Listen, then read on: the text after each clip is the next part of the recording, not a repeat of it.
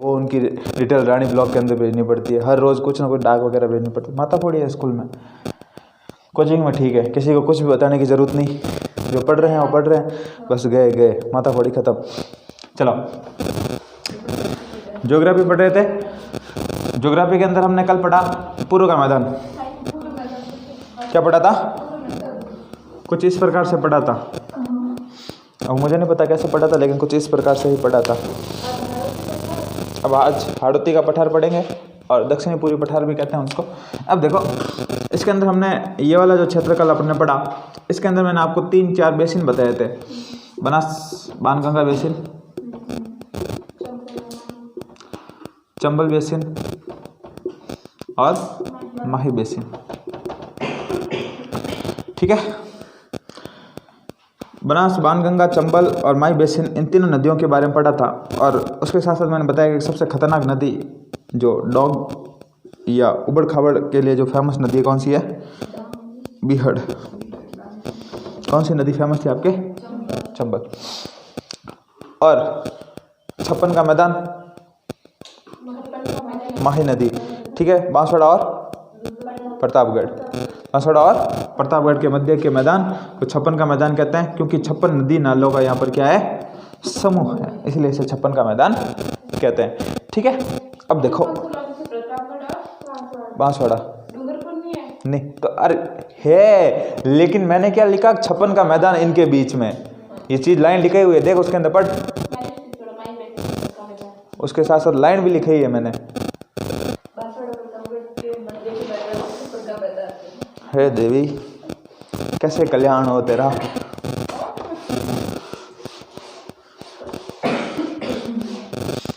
तो क्या कभी कभी पेपर देता है ना, पेपर के अंदर ही आंसर होता है, लेकिन हमें दिखता नहीं है।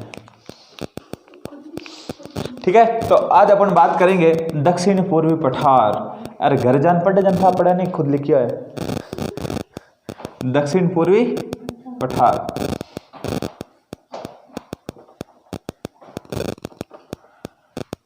इसे हाड़ौती का पठार भी कहते हैं, हाड़ौती का पठार।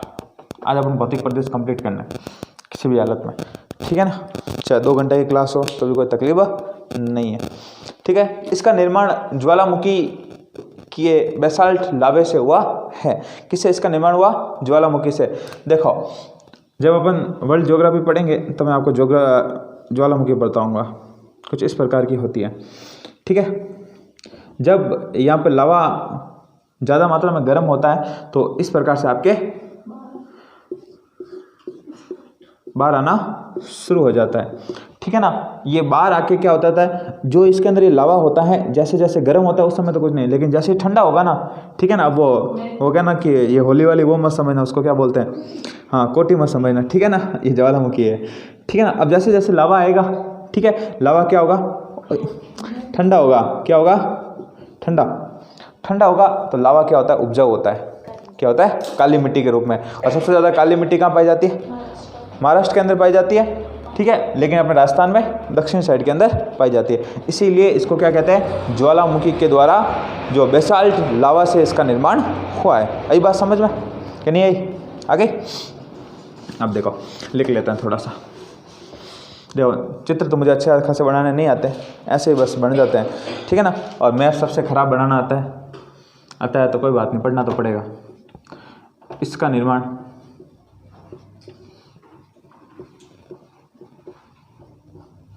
ज्वालामुखी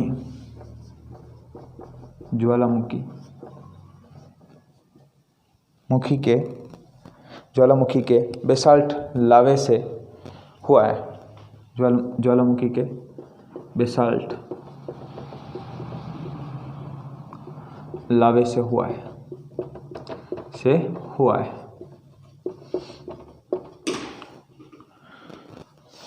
और क्या खास बातें हैं? इसका निर्माण काल है वो आपका आता है क्रिटेशस। कौन सा? क्रिटेशस टाइम पीरियड था, उसके अंदर इसका निर्माण हुआ था। तो निर्माण काल क्रिटेशस।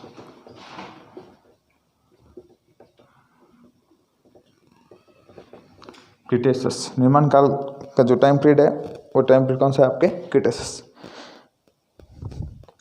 अब यदि हम हाड़ौती का अध्ययन करें तो अध्ययन की दृष्टि से हाड़ौती को 2 भागों में बांटा जाता है। अरावली को कितने भागों में बांटा? उत्तरी, मध्य और दक्षिणी। उत्तरी अरावली की सबसे ऊंची चोटी रघुनाथगढ़, कितनी? 1055। मध्य अरावली की टोटगढ़ तारागढ़, ठीक है। और दक्षिणी अरावली की गुरु शिखर के बाद दूसरी शेर, कौन सी? शेरगढ़ नहीं, शेर। कौन सी है? शेर। तो एग्जामिनर को पता है, गुरु शिखर सबको पता है। कौन सी पूछेगा? दूसरी पूछेगा, ठीक है ना। गुरु से दिल जरा, तो देलवाड़ा, गुरु से दिल जरा, ज से जरंगा, ठीक है ना। फिर अचलगढ़, कोमलगढ़, ठीक है ना, इस प्रकार से, ठीक है ना। तो आगे देखो, अध्ययन की दृष्टि से, अध्ययन की दृष्टि से हाड़ौती के पठार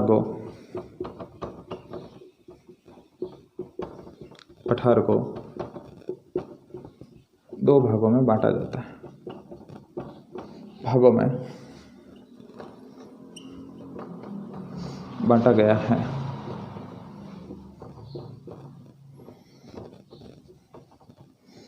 ठीक है, तो याद करने की दृष्टि से 2, एक तो दक्कन के लावा का पठार और एक आती है विद्या कंगार भूमि, ठीक है ना।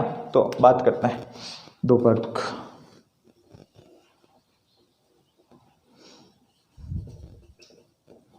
दक्कन के का पठार, विद्यन कंगार भूमि, विद्यन कंगार भूमि, ठीक है ना। तो इस प्रकार से इसको 2 भागों में बांटा गया है।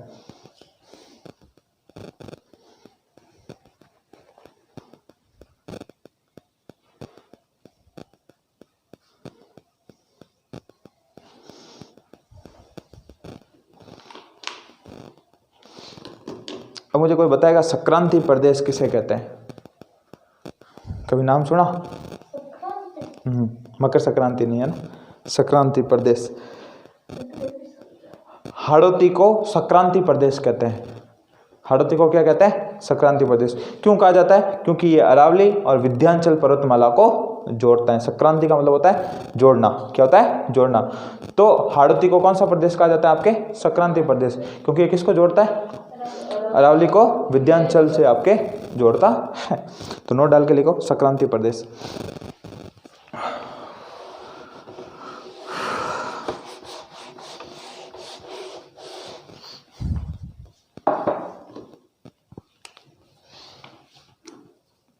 संक्रांति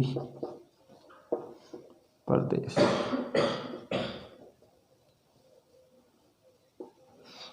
हाड़ौती को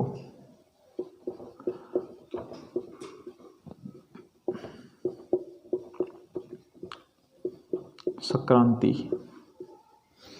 प्रदेश कहा जाता है।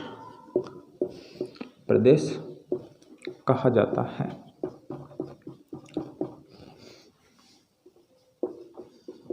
क्योंकि यह अरावली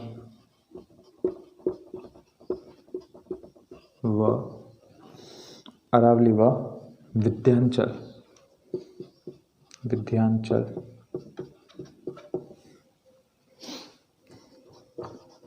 पर्वतमाला को जोड़ते हैं। आई बात समझ में? संक्रांति प्रदेश। अब अपन दोनों के बारे में थोड़ी चर्चा करेंगे। दक्कन के लावा का पठार और कौन आपके? विद्या कंगार भूमि। हाँ, गर्मी।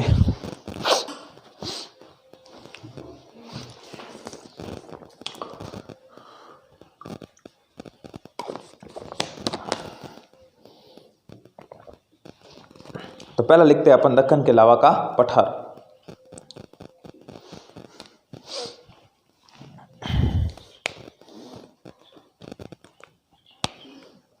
दक्कन के लावा का पठार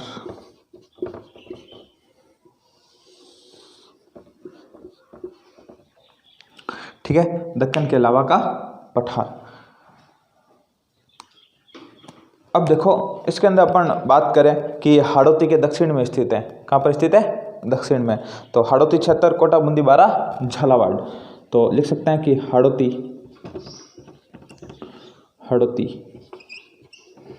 के दक्षिण में स्थित है।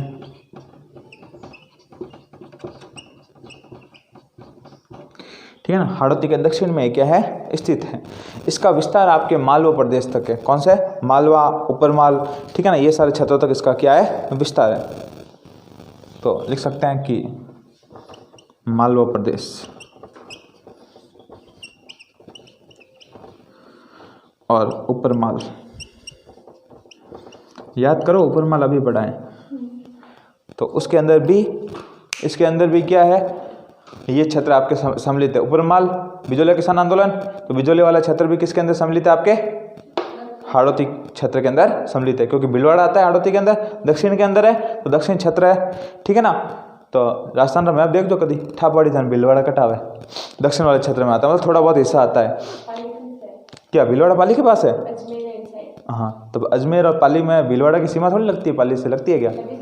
तो फिर वो बात थोड़ी होती है, लगनी तो चाहिए। मालवा प्रदेश के अंदर आता है आपके प्रतापगढ़ और झालावाड़। कौन सा आता है? प्रतापगढ़, झालावाड़ और झालावाड़। ठीक है। ऊपरमाल यह भीलवाड़ा से, बिजोलिया से चित्तौड़गढ़, भैंसवाड़ा के मध्य स्थित है। ऊपरमाल, बिजोलिया,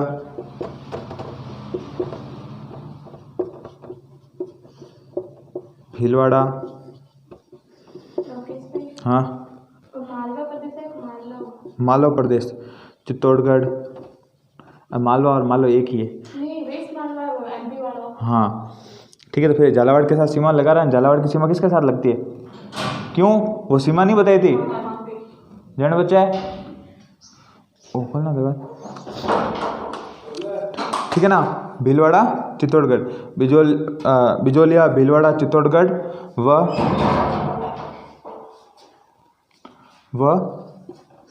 ठीक है ना, बिजोलिया, भीलवाड़ा, चित्तौड़गढ़ व भैंसवाड़गढ़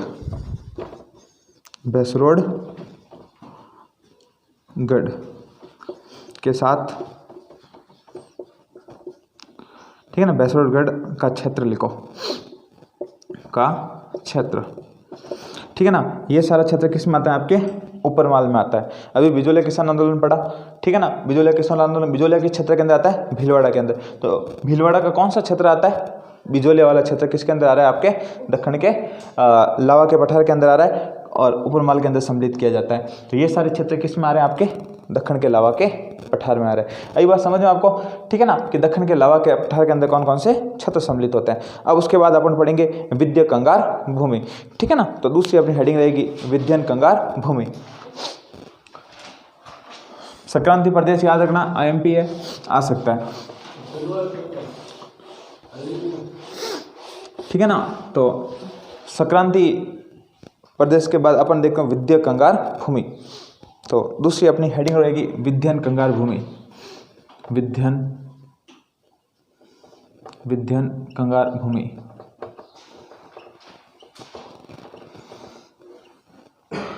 विंध्य कंगार भूमि है उस क्षेत्र के अंदर आपके प्रमुख रूप से करौली, धौलपुर और सवाई माधोपुर ये जिले इसके अंदर सम्मिलित होंगे। ठीक है ना। तो लिख सकते हैं करौली, धौलपुर और सवाई माधोपुर। इन क्षेत्र को डॉग क्षेत्र कहते हैं। कौन सा क्षेत्र कहते हैं? डॉग। वो डॉग नहीं, डांग क्षेत्र कहते हैं। कौन सा कहते हैं? डांग प्रदेश। ठीक है। और इसी के अंदर आपका एक क्षेत्र आपके हाड़ौती प्रदेश शामिल होता है। डॉग क्षेत्र व हाड़ौती प्रदेश। हाड़ौती प्रदेश, हाड़ौती प्रदेश में कौन से आते हैं आपके? कोटा, बूंदी, बारा और झालावाड़। यही बात समझ में? ठीक है ना। ये सारे आपके सम्मिलित होते हैं। इसमें प्रमुख चट्टानें और खनिज पाए जाते हैं उनके बारे में भी थोड़ा सा लिख लेते हैं। तो इसमें प्रमुख चट्टानें व खनिज, ठीक है। विद्यमान कंगार भूमि में कौन कौन सी चट्टानें व खनिज, चट्टानें व खनिज, कौन कौन सी चट्टानें पाई जाती है, कौन कौन से खनिज पाए जाते हैं, उसके बारे में लिखते हैं। तो एक तो आता है आपका सैंड स्टोन, क्या नाम आता है, सैंड स्टोन, खनिज है, पत्थर है, ठीक है ना। स्टोन का मतलब क्या होता है, पत्थर। फिर आपके एक आता है लावा पत्थर, क्या आता है, लावा पत्थर, कोटा स्टोन। घर में देखा कभी अपने बड़े बुजुर्ग बोलते हैं आज के घर में मार्बल लगा है तो कोटा स्टोन का लगाना चाहिए, ठीक है ना। हाँ, तो टाइल्स आती है, ठीक है ना, कोटा स्टोन, ठीक है। चूना पत्थर और हीरा, चूना पत्थर और हीरा, डायमंड, ठीक है। तो ये आपके प्रमुख रूप से क्षेत्र हो गया। अब हाड़ौती के प्रमुख गौण भाग कौन कौन से हैं उनके बारे में थोड़ी सी चर्चा करते हैं, फिर अपने ये टॉपिक कंप्लीट हो जाएगा, ठीक है। तो नेक्स्ट लिखते हैं हाड़ौती के गौण भाग।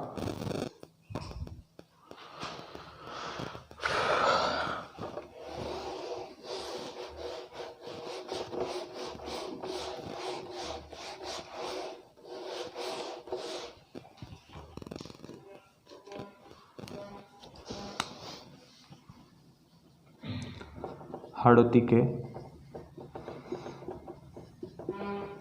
गौण भाग कितने हैं, 3, कितने हैं, 3। इसके अंदर भी अपन वही पढ़ेंगे कि प्रमुख रूप से कौन कौन सी कैसी कैसी पहाड़ियाँ हाड़ौती के किस क्षेत्र के अंदर पाई जाती है। तो सबसे पहला है अर्धचंद्राकार पहाड़ी, कौन सी है, अर्धचंद्राकार,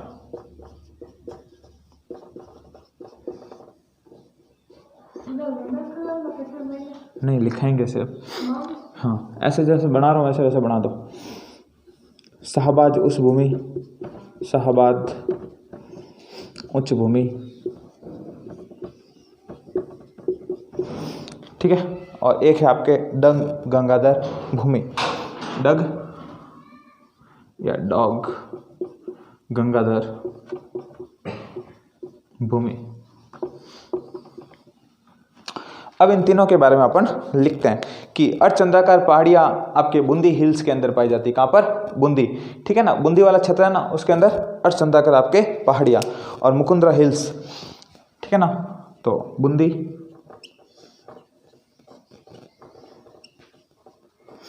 और साथ साथ में मुकुंदरा हिल्स।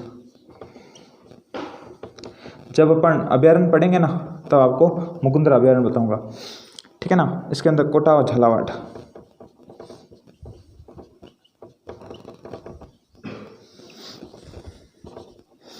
मुकुंदरा हिल्स के अंदर, कोटा और झालावाड़ के अंदर। शाहबाद जो उच्च भूमि आती है ना उसके अंदर कौन सा क्षेत्र आता है आपका, 12, कौन सा आता है, 12। और यहाँ पर घोड़े के नाल जैसी पहाड़ियाँ पाई जाती है। तो शाहबाद उच्च भूमि के पूर्व क्षेत्र कौन सा आएगा, 12, कैसी, घोड़े की नाल, घोड़े की नाल देखी हुई है, घोड़े की नाल जैसी पहाड़ियाँ, ठीक है, शाहबाद उच्च भूमि के अंदर। और डाक गंगाधर भूमि आपके बताई हुई है, कौन सी, करौली, झालावाड़ वगैरह ये वाला क्षेत्र। तो नॉर्मल सा लिख लेते हैं अपन झालावाड़, कौन सा, झालावाड़ क्षेत्र। इन प्रमुख क्षेत्रों के अंदर हाड़ौती के इनके क्या मांगे जाते हैं, आपके 3 गौण भाग माने जाते हैं, ठीक है। तो इस प्रकार से आपके भौतिक प्रदेश कंप्लीट होते हैं, ठीक है। तो हमने 4 भौतिक प्रदेश पढ़े राजस्थान के अंदर। सबसे पहले क्या पढ़ा, पश्चिमी मरुस्थल, अरावली, और उसके बाद पूर्वी मैदान, फिर दक्कन के लावा का पठार या मालवा का पठार, हाड़ौती का पठार, जो भी है, ठीक है ना। तो ये चीज़ आपको ध्यान रखनी है। तो पढ़ाने के बाद अब थोड़े से क्वेश्चन भी हो जाए। तो पहला क्वेश्चन देखो, भारत की सबसे प्राचीन पर्वतमाला कौन सी है, अरावली, ठीक है। जरंगा पर्वत किस जिले में स्थित है, याद करो, रागा व जरंगा के बीच की उस भूमि कहाँ पर पड़ी थी, जल्दी याद करो।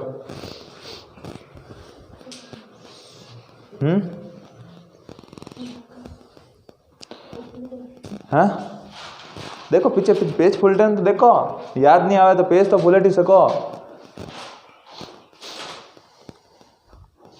कि जरंगा पर्वत उदयपुर कहाँ स्थित है?